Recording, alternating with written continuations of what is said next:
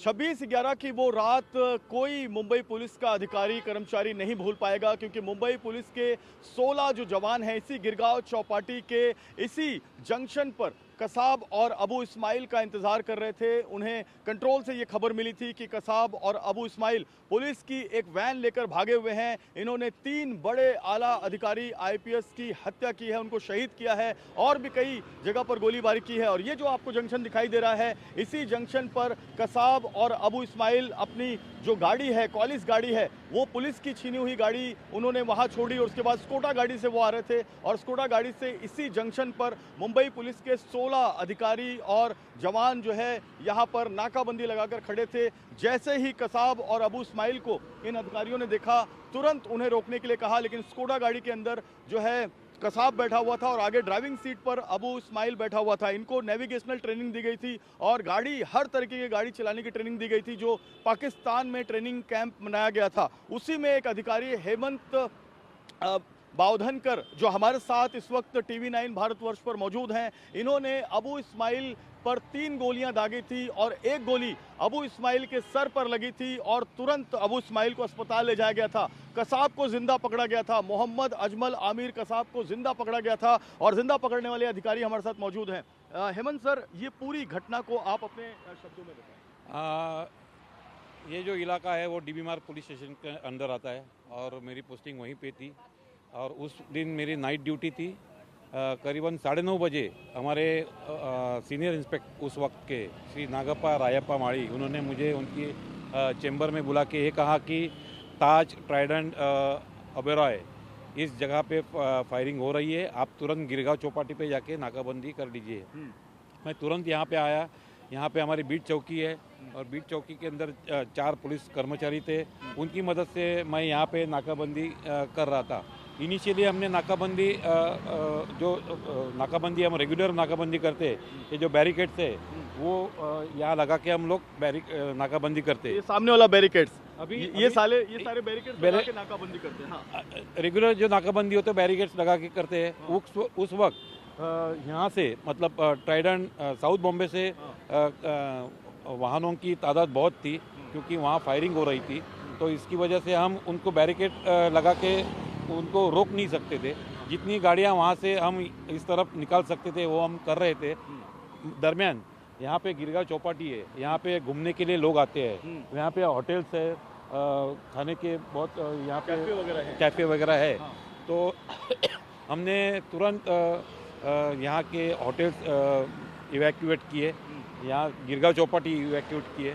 उस वक्त मेरे पास 15 जन और आ चुके थे, हम 16 जन यहाँ पे थे। 16 पुलिस वाले थे। 16 पुलिस के उसमें से हमारे तुकाराम ओमड़े जी थे, संजय गोविलकर जी थे, भास्कर कदम थे, उनका डिटेक्शन स्टाफ था। सो 11 बजे हमने प्रॉपर यहाँ की जो कार की जो तादाद थी वो बहुत कम हो चुकी थी। फिर हमने बैरिकेड्स निकाल के यहाँ पे जो है ऐसे क्रॉस करके ये रास्ता को हमने रोक दिया था। और 12:15 बजे हमको कंट्रोल रूम से एक मैसेज आया कि गिरगांव चौपाटी की ओर स्कोडा कार में 2 अतिरेकी बैठ के आने की संभावना है। तो जैसे ये मैसेज मिला तो हमने जो हमारे जो 15 पुलिस वाले थे, उन्होंने एक खड़े मीटिंग ली और उनमें ऐसा दिखाई दिया कि जो हमारा पुलिस कर्मचारी थे, उन्होंने कहा कि किसी भी हालत में ये जो स्कोडा कार आएगी ये पॉइंट से आगे नहीं जाएगी। हाँ। उनका हौसला देख के मेरा भी हौसला बुलंद हो गया। फिर हमने 2 टीम बनाई, बैरिकेड के पीछे तुकाराम ओमड़े जी को और संजय गोविलकर को और 6 कर्मचारी रखे। हाँ। मैं यहाँ पे एक फुट ओवर ब्रिज हुआ करता था। हाँ। जो अभी उसको तोड़ दिया है। हाँ। तो वो फुट ओवर ब्रिज के जो पिलर थे बीच में, रोड डिवाइडर के ऊपर, उसके दोनों पिलर के बीच में जाके मैं खड़ा हो गया।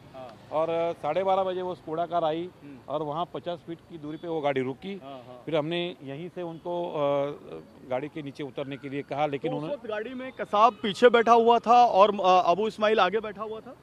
नहीं, जब गाड़ी वहाँ से उसने देखा कि अभी इस तरफ फुटपाथ है, वहाँ भागने के लिए जगह नहीं है, आगे बैरिकेड्स है, उधर रोड डिवाइडर है जो 2.5 फुट का है, तो वहाँ भी भागने के लिए कोई जगह नहीं है। तो उसने डिसीजन लिया कि वो गाड़ी यहाँ से यू टर्न लेके वापस जिस रास्ते से आया उस रास्ते से जाने की वो कोशिश कर रहा था। उसने यू टर्न भी लिया, लेकिन उसका टर्न रॉन्ग हुआ और मैं जहाँ खड़ा था रोड डिवाइडर के ऊपर, उधर आके वो गाड़ी रुक गई और मैंने देखा कि अबू इस्माइल गाड़ी चला रहा था, कसाब था वो बाजू की सीट पे बैठा हुआ था। अच्छा। कसाब पीछे की सीट पे नहीं था, बाजू की सीट बगल वाली सीट पे था। हाँ। और अबू इस्माइल ने कसाब को कुछ हिदायत दी। उसने अपने पास जो हैंड ग्रेनेड का जैकेट था उससे अपने चेहरे पे जो खून था उसको साफ किया। उस वक्त मुझे यकीन हुआ कि यही टेररिस्ट है। मैंने मेरी पूरी टीम को अलर्ट कर दिया कि ये टेररिस्ट है। तो फिर हम अबू इस्माइल को पकड़ने के लिए आगे बढ़े तो उसने हम पे फायरिंग की। तो उसने जब आप पे फायरिंग की सर, तो आपने भी काउंटर फायरिंग की जिसमें एक गोली अबू इस्माइल को लगी? मेरे पीछे मेरे साथीदार भास्कर कदम, उन्होंने पहली गोली अबू इस्माइल की ओर दागी। मैं जब उसने फायरिंग किया तो मैं गाड़ी के पीछे भागा हुआ था, तो मैंने पीछे की गाड़ी के कांच से 3 गोलियां अबू इस्माइल की ओर दागी।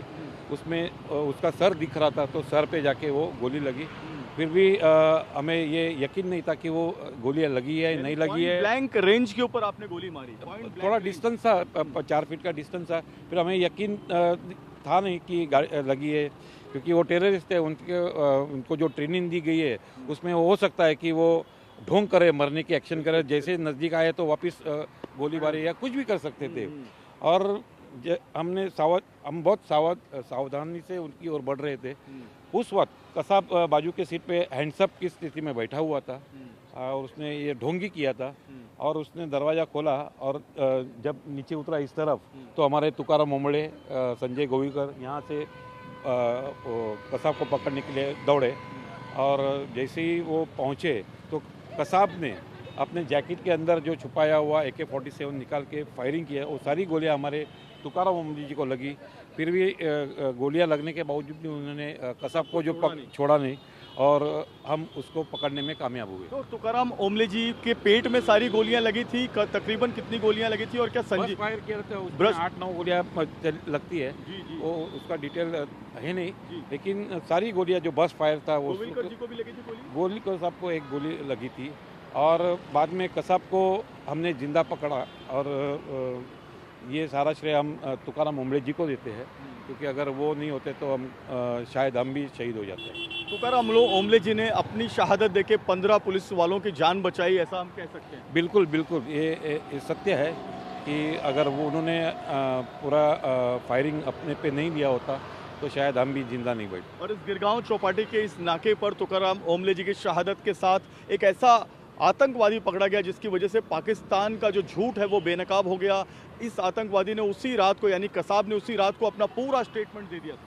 मतलब इन्वेस्टिगेशन के दौरान उन्होंने सब बताया, प्लानिंग कि कैसे 26/11 का हमला करना है, प्लानिंग क्या, प्लॉटिंग कहाँ हुई, कॉन्स्पिरेसी कैसी हुई, वो सारी दिखाया। तो हमारे तुकाराम ओमजी जी के मेमोरियल में यहाँ पे एक स्टेचू बनाया गया है उनका। तो कभी भी हम यहाँ से जाते हैं तो उनको नमन किए बगैर हम आगे नहीं जाते हैं। जी बिल्कुल बिल्कुल। तो सर आप ये बताएं कि ये जो तुकाराम ओमले जी की शहादत है, कसाब का पकड़ा जाना है, इस पूरे मामले में जब भी आप इस गिरगांव चौपाटी के इस नाके पर आते हैं आपको ज़रूर वो पूरी भावनाएं आपकी जागृत हो जाती है। हम मतलब दिल भर आता है, क्योंकि जो इंसान कुछ क्षण पहले मेरे साथ ड्यूटी निभा रहा था, कुछ पलों के बाद वो हमारे साथ नहीं रहा, वहाँ पे शहीद हो गया। तो ये जो भावना थी वो हमारे लिए काफ़ी दर्दनाक थी। और आज भी हम उनकी याद आती है, यहाँ से गुज़रते हैं तो उनकी याद आती है हमें। और अब जब सर ये जो तहव्वुर राणा आ रहा है, इसके लिए क्या मांग करेंगे आप? कैपिटल पनिशमेंट, फांसी की मांग आप कर रहे हैं लगातार, क्योंकि तहव्वुर राणा को यहाँ पे लाने में हमारी NIA की टीम ने जो कामयाबी हासिल की है उसके लिए मैं उनका सर्वप्रथम अभिनंदन करना चाहूँगा। और हमारे कोर्ट के अंदर वो जो ट्रायल होगा उस वक्त वो जो सॉलिड एविडेंस है वो पेश करेंगे। और मुझे पूरा यकीन है कि कैपिटल पनिशमेंट जो हो कसाब को दी गई है, क्योंकि उसके कसाब तो प्यादा था लेकिन ये तो मास्टरमाइंड थे। तो उन्होंने जिस तरह से ये पूरे प्लान को अंजाम दिया था तो उनको फांसी की सज़ा होनी ही है। बिल्कुल फांसी की सजा ही होनी है। हेमंत बावधनकर जी जो उस समय पुलिस इंस्पेक्टर थे, बाद में सीनियर इंस्पेक्टर बने, एसीपी रिटायर्ड हुए, 17 साल बीत चुके हैं, लेकिन ये गिरगांव चौपाटी का ये नाका, ये सिग्नल इन्हें कभी नहीं भूलेगा। ये सिग्नल जब ये देखते हैं तो इनके रोंगटे खड़े हो जाते हैं, पुरानी यादों में ही चले जाते हैं। कसाब को जिंदा पकड़ने में हेमंत बावधनकर जी और उनकी पूरी टीम ने बहुत बड़ा योगदान दिया था। मुंबई पुलिस के एक एएसआई तुकाराम ओमले शहीद हो गए थे, लेकिन कसाब को पकड़कर पूरी दुनिया को यह दिखा दिया कि पाकिस्तान अपने देश में भारत देश के खिलाफ युद्ध छेड़ता है और वहां के लड़कों को यहां पर ट्रेनिंग देके भेजता है। ये बात साबित करने में मुंबई पुलिस का बड़ा योगदान रहा। कैमरामैन साईं दत्त के साथ जयप्रकाश सिंह, टीवी 9 भारतवर्ष, मुंबई।